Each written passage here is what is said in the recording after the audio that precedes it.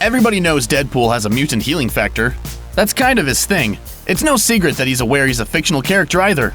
Breaking the fourth wall is what set Deadpool apart from all those other grizzled, bulky, pouch-wearing 90s tough guys and made him into the wisecracking anti-hero he is today. But the Marvel Universe is filled with mutants who can heal themselves, like Wolverine, Sabretooth, Mystique, and X-23, just to name a few. And Wade Wilson needs more than just a speedy recovery to stay ahead of his mutant cohorts. Thankfully, Deadpool has many other tricks up his sleeve. Here are a few. Master of Disguise.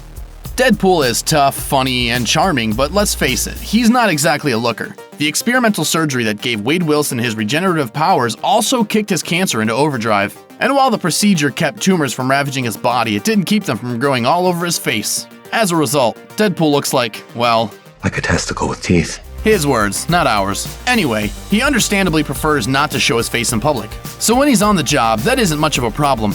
Put a mask over that gruesome mug and nobody can tell the difference. But to hit the town, he has to get creative. In the comics, Deadpool uses a holographic image inducer and disguises to change his appearance and wander around incognito.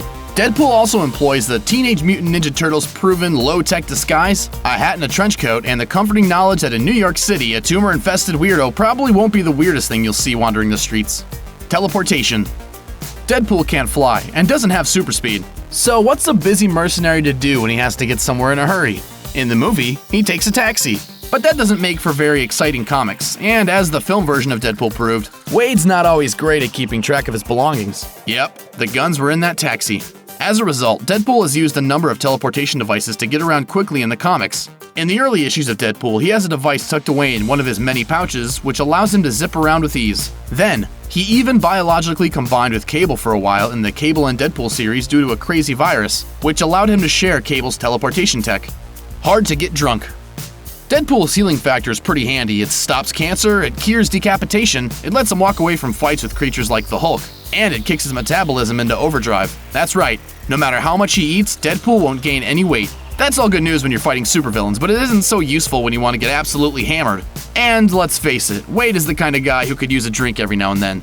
But Deadpool can get drunk, he just needs a lot of alcohol to make it happen. In Deadpool number 12, Wade spends an entire day and night drinking before he's even slightly buzzed. In Deadpool number 7, a villain pays Deadpool to make Iron Man drunk. But instead of forcing Tony Stark off the wagon, Deadpool takes care of business himself. Wade clocks Stark with a liquor bottle, then straps into the Iron Man armor, but not before downing an entire sack full of stolen booze. That fulfills Wade's contract. Iron Man had to get plastered, not Tony. And best of all, Deadpool doesn't even have a hangover when he wakes up. Now that's a superpower. Superhuman strength. Deadpool is able to lift between 800 to 50,000 pounds, but you wouldn't know it just by looking at him. While super strength is one of Deadpool's many powers, you rarely see him lifting heavy objects, and the only time Wade seems to make use of his enhanced abilities is when he goes toe-to-toe with heavyweights like the Hulk and the Juggernaut. Still, every once in a while, somebody hints that Deadpool is a lot stronger than he seems. During his earliest appearances, he went toe-to-toe with some of Marvel's strongest characters. In X-Force number 11, Shatterstar, a warrior from the Mojoverse with super strength, calls Deadpool his equal, right before Deadpool knocks him out cold. In X-Force number 15, Wade is powerful enough to kick Cable's head through a stone wall. Deadpool's super strength is made abundantly clear in Cable and Deadpool number 13. Haji Bin Barrett, one of the world's most deadly terrorists, is murdered, and Deadpool wants to solve the case. As Deadpool gathers clues, the medical examiner concludes that Barrett was choked by an adult male using just 2 fingers. In fact, the murderer actually squeezed too hard, accidentally snapping Barrett's neck mid-killing, a feat that would require superhuman strength. At the same time, Deadpool discovers that he's the murderer. He just can't immediately remember why he did it. Because, you know, comics. Cursed to be immortal. Thanos, one of the biggest bads in a galaxy full of big bads, has the hots for death, as in the literal personification of mortality, and he'll do practically anything to prove it. So, as you can imagine, Thanos isn't exactly thrilled when Death and Deadpool strike up a relationship.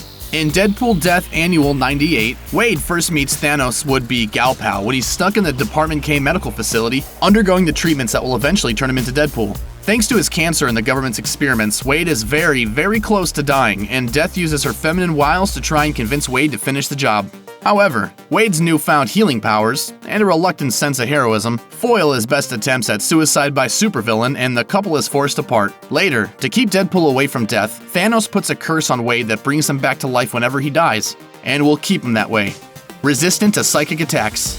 Wade's inability to die isn't his real superpower. His insanity is. Deadpool knows he's a comic book character because he's absolutely crazy. And while his broken psyche doesn't help much when it comes to getting a happy ending, it's a huge boon when he faces off against psychics. For example, in Deadpool number 69, Deadpool finds himself in a duel with a telepathic mutant known as the Black Swan. As they fight, Swan tries to poke around in Wade's head to find the disarm code for a bomb Deadpool brought with him. Unfortunately for Swan, things don't work exactly like he expected.